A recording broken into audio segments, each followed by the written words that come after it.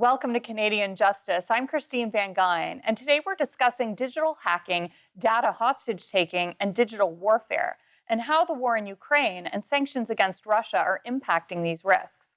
Cyber warfare and hacking is nothing new, and Russia has long been a leader in digital warfare. But while Russian cyber attacks are currently directed at Ukraine as part of the broader war, the digital war can have impacts for Canadians and Canadian businesses as well, especially as sanctions against Russia by the West ramp up. Here today to discuss the types of cyber attacks that Canadians should be aware of and how we can defend ourselves are two experts. We're first joined by Imran Ahmad, a data and privacy breach lawyer and head of technology for Norton Rose Canada. Imran, thank you so much for joining us today. I want to ask you first about whether the risk of a cyber attack has increased because of the current war in Ukraine. It's a good question, Christine. The geopolitical situation, even when it was at its infancy, was raising a lot of concerns. In particular, what we call critical infrastructures like financial institutions, energy companies, and so on, are going to be likely targeted by these type of attacks, which are often found within the Russian Federation. So we've let our clients know that they should be on high alert. Luckily, thus far, at the stage we're at in the crisis in the Ukraine and in Russia, we haven't seen a huge uptick, but we have seen some activity going on where organizations are being probed around their security safeguards for sure. Now, is this risk to Canada and North America more of an incidental risk? For example, if a piece of software is attacked, it could have global implications, but Canada might not be the target specifically. Or do you think that there's actually a risk of Canada and Western countries being targeted directly, perhaps in retaliation from Russia for some of the sanctions that they're facing right now? Yeah. The big issue when it comes to hackers is you certainly have hackers who are trying to make a quick buck or a cryptocurrency buck, if you wish. But what they're really focused on is getting the tools to be able to do those hacks. And a lot of those tools are coming from state-sponsored organizations. So the Russian government has used cyber warfare to be able to level their kinetic warfare. If you look at the increase in sanctions, in particular, vis-a-vis Russia by Canada, amongst other jurisdictions and Western countries, there's a very strong likelihood that there would be some level of retaliation coming from the Russian Federation. Now, is the cyber warfare that's coming from Russia, is that coming directly from the government, or is it sort of arm's length, or what's going on here? Yeah, it's a great question, and it is a bit, I'll call it arm's length, like you said. There's one group, for example, Conti, CONTI, which is a very well-known cyber hacking group. Even prior to this issue with the Ukraine, had been quite active.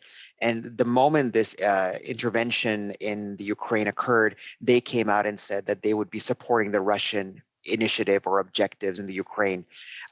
So clearly these groups are somehow affiliated. They do have some kind of political connection to what's going on. They're obviously very connected on the geopolitical development side of things.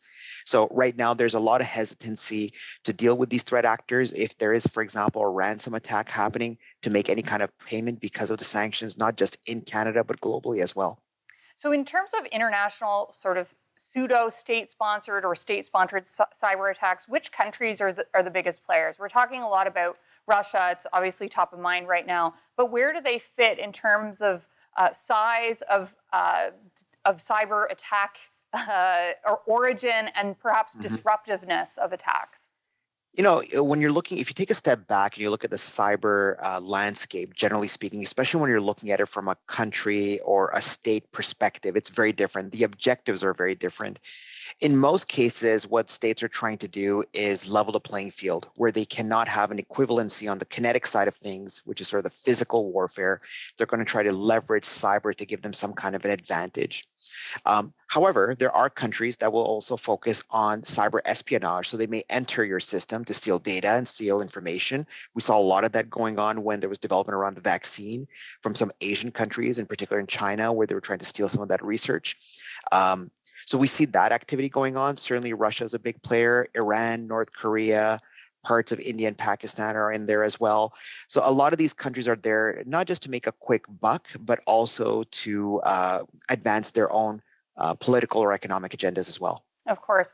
Now, when we come back, I want to go through some of the different types of cyber attacks that people should be aware of. Because, I mean, they're stealing data, but there's a whole lot of different types of Mhm. cyber attacks that are possible. We've got to go to commercial, but we'll be right back.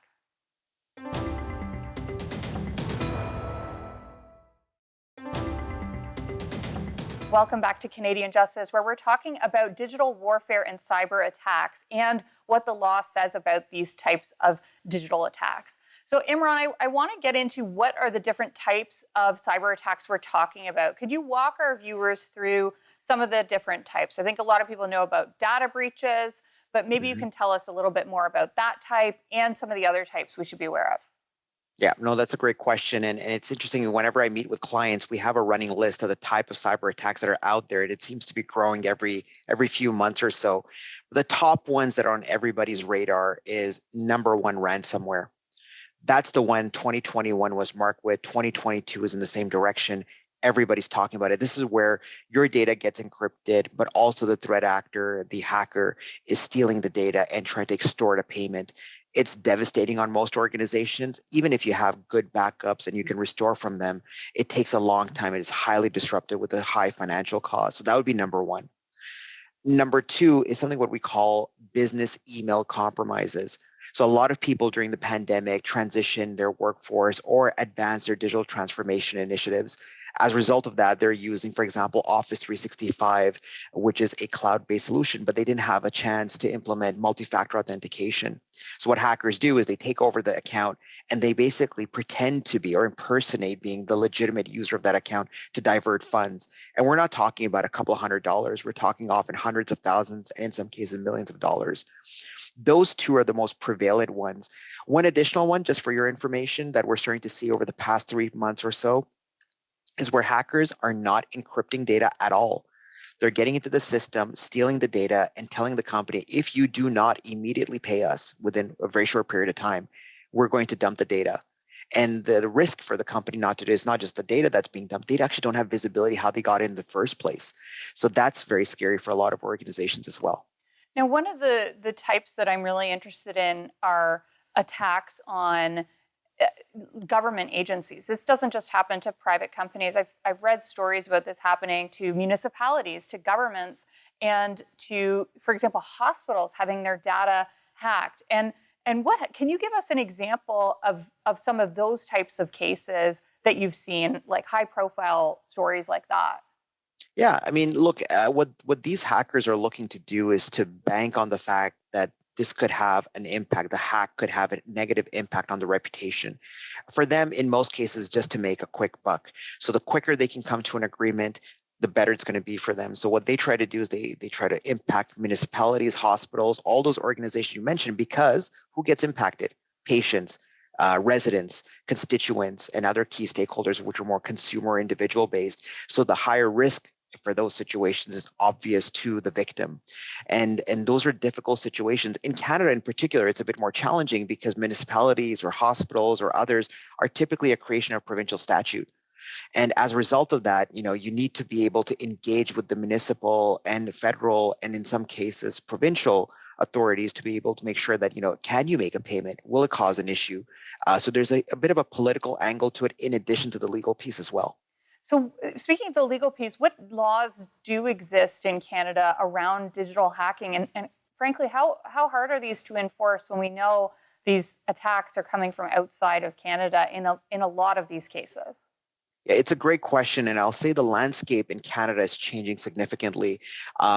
For most of your viewers, they'll think about the most obvious pieces of legislation on the privacy side. There's at least one federal on the private sector, and there's at least three on the provincial sector, again, private side of things. However, if you look at Canada being a federation, we actually have over 24 data protection and privacy laws. Navigating through them and knowing which one applies can be often very, very challenging. On top of that, you've got criminal code requirements as well. Somebody breaking in and causing mischief, which is the language used in the criminal code, can be viewed as a criminal offense as well. So there are those pieces of legislations that are out there. Broadly speaking, there is no single cybersecurity act. There's no legislation that applies to it very specifically. So it's very much a case by case. And to make it even more interesting or complicated, depending on how you look at it, There's global laws as well, right? There's GDPR in the European Union. The US has 50 states with 50 different data notification requirements. And to top it all off, you've got regulatory agencies and associations that have established guidelines and notification requirements as well. So it can be quite tricky navigating through that in real time. Now, we've only got about 30 seconds. Are there any regulatory requirements that demand businesses, in particular governments, have a base level of cybersecurity? Just about 30 seconds. Nothing yet, but the key requirement is to demonstrate that you as an organization, public or private sector, acted as reasonably, recognize the kind of data you have. So the more sensitive data you have, the more of an obligation you have to make sure that you've taken reasonable and appropriate steps. I want to thank you so much, Imran, for coming on today and sharing your expertise.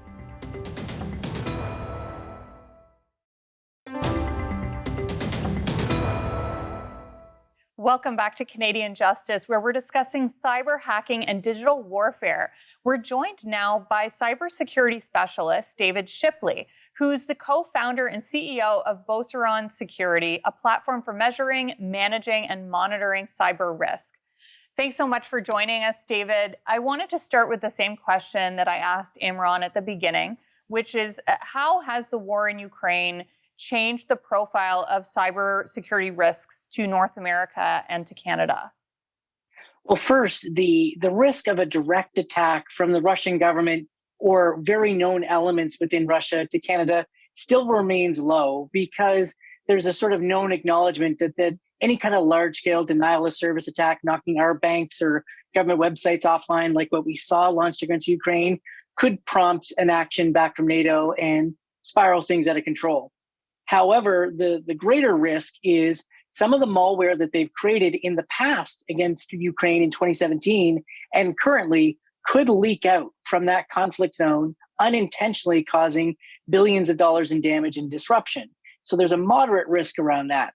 There is a high risk that their criminal groups are going to be completely unleashed to continue to ramp up ransomware attacks in order to generate much needed currency for the Russian state. So those are kind of the scenarios that we're seeing, which we had a very bad year in Canada for ransomware. This could amp that atmosphere even worse. I'm interested in the second example you gave of this sort of leaking of a threat. What would that look like in practice? Can you kind of paint a picture and give an example? Sure. We've actually seen this play out in real life. In 2017, Russia attacked 100,000 organizations inside of Ukraine by poisoning the tax software they had to use to file their taxes. Unfortunately, among the global companies that had a Ukrainian presence included the global shipping firm Maersk and the pharmaceutical company Merck. From that Ukrainian network connection, all of Maersk's global shipping operations were crippled. Everything was ransomware. Their ports, their ships, everything. They were only able to recover because just at the time of the attack, one of the last servers that had all of their critical information to restore their network went down in the middle of Africa due to a storm. And so literally had to fly someone from London to the middle of the continent to pick up one hard drive. And that's the only reason they were able to recover. The damage from that attack is estimated in the billions of dollars from the collateral damage from that wiper. So what is a way that businesses can protect themselves against a threat like that, or a direct attack, or even some of these other attacks that you've mentioned? We've seen some good news out of the conflict. And we saw some testimony by U.S. Cyber Command officials to the U.S. government this week indicating that preparatory steps they took in Ukraine, basic stuff, antivirus was updated, firewalls were turned on, patches were applied, people were trained to spot phishing emails, had a dramatic impact degrading Russia's ability to use cyber tactics in the lead up to the actual conflict. So there are some really basic hygiene steps that the American government and the Canadian government have been encouraging businesses here to do. Unfortunately, a lot of businesses don't pay attention to these issues, even to this day. So we've been talking a lot about businesses and attacks on businesses and how businesses can protect themselves. What about individual Canadians? How vulnerable are individuals, and how can individuals protect themselves against these types of threats? It depends on what kind of attack that we're talking about. If we're talking about the loss of your username and email address, that kind of annoying personal information breaches, then making sure you use random unique passwords for every site you have is what you can do. If we talk about some of the more tragic breaches we've had in Canada, Life Labs lost 16 million Canadians detailed lab results information, including HIV results. You don't get that kind of privacy back, and you can't just reside on the assurances of criminals. No, they paid us the extortion, trust us, we deleted it. Sure. Then you have the attack on Newfoundland that crippled an entire provincial healthcare system for weeks, severely degrading their ability to deliver life-saving care to people with cancer, other critical surgeries. And the average Canadian can't do a thing to protect themselves when their hospital's down. And we've seen hospital attacks, not just in Newfoundland, but in the Greater Toronto area, across the country. And so that's where we need government to do more to protect Canadians. And we've only got about 30 seconds. Do you think governments are doing enough, especially with this infrastructure type of cybersecurity? Not even close. And it's a giant wake-up call. I'm the co-chair for the Canadian Chamber of Commerce's Cyber Right Now campaign, and we spend half of what our G7 countries are spending, and we are getting pummeled because of it. I want to really dig into that, but we've got to go to commercial break. When we come back, I want to talk about how Canada's cybersecurity infrastructure compares internationally. We will be right back.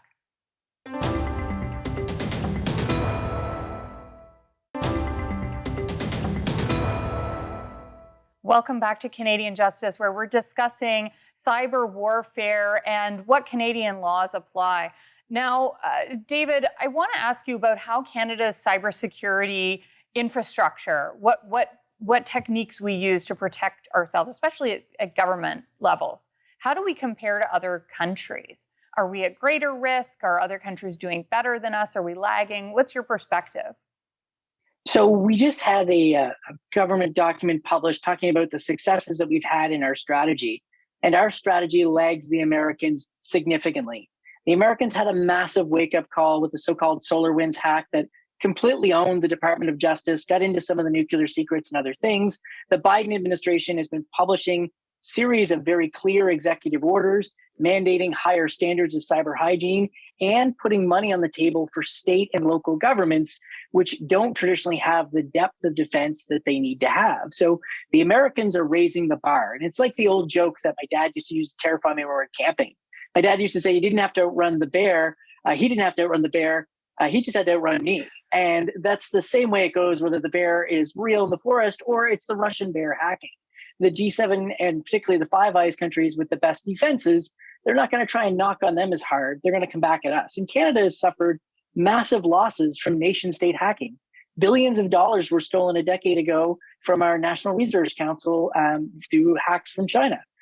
We saw our global affairs was attacked by an unknown entity. Gee, I wonder who that could have been along the way. So the federal government's made great progress. It has a way to go.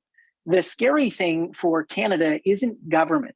It's the private sector, and particularly the small and mid-sized businesses that are the backbone of our economy, who have been absolutely hammered during the pandemic. And now we're asking them to shell out to sandbag digitally their own businesses while they're just trying to recover from the pandemic. So it's the worst possible time. So I want to talk about those small and medium-sized businesses, because as you said, the last year was a terrible year for ransomware in particular, which is where your data is held hostage. If that happens to a small or medium-sized business, what recourse do they have? Is their only option to sort of pay the ransom? Or, I mean, if this happens to you, what do you do? Well, we know from great surveys that have been collected from IT professionals in Canada, we know what they have been doing. 70% of Canadian businesses hit with ransomware have paid. And that has just fueled the industry. And in fact, the insurance industry plays a bit of a guilty role in this as well. They've actually sometimes told people it's cheaper to pay than to try and recover. So we'll pay out the ransoms, which has literally been like throwing gasoline on a fire set by arsonists. It seems like a stupid idea, but we did it. And now we see that these groups have taken the money. And to give you a sense of how much some of these groups have made, the Conti group out of Russia has had a bunch of their information leaked. Researchers are now believe that Conti has made $2.7 billion from ransomware since 2017. And as they've made money, they've invested in their tech, they've gotten really good at this, and now they're crippling our hospitals. So paying ransoms, while it has been that thing that small businesses have had to do, it's kind of like the tyranny of the commons. What's good for your individual business has been terrible for our society. Now, let's talk about this briefly at the individual level. I mean, I think the biggest concern for individuals is privacy breaches, data, sort of hacking of private information. If that happens to you as a regular Canadian, what recourse do you have? What would your first piece of advice to a person who's been hacked be? So the first thing to do is to make sure that you're not using that same or similar passwords on all the other sites. And what happens is we all get lazy. We create passwords and we change the last few characters at the end and we think that they're unique passwords. They're not. 9 billion usernames and passwords have been leaked. And now in our data set, I can download from the internet and I can brute force, digitally lockpick any organization. This is exactly what happened to Canada Revenue Agency. 800,000 Canadians during tax season last year had their accounts frozen because digital lockpicking from reused passwords. So strong, unique passwords for every single site. And you might be thinking, David, I have 50 sites. How am I going to have a unique password for all of them? And use a password manager. You can keep your government and your banking password in your head and use a password manager to protect the rest of your accounts. Excellent advice. That's all the time we have today. Thanks so much for coming on to share your expertise. You're very welcome. We've heard today about the increasing risks of cyber attacks in Canada against Canadian businesses, Canadian infrastructure, and Canadian citizens. We've also heard about the laws that apply to cyber warfare and digital attacks and the jurisdictional problems law enforcement is faced with.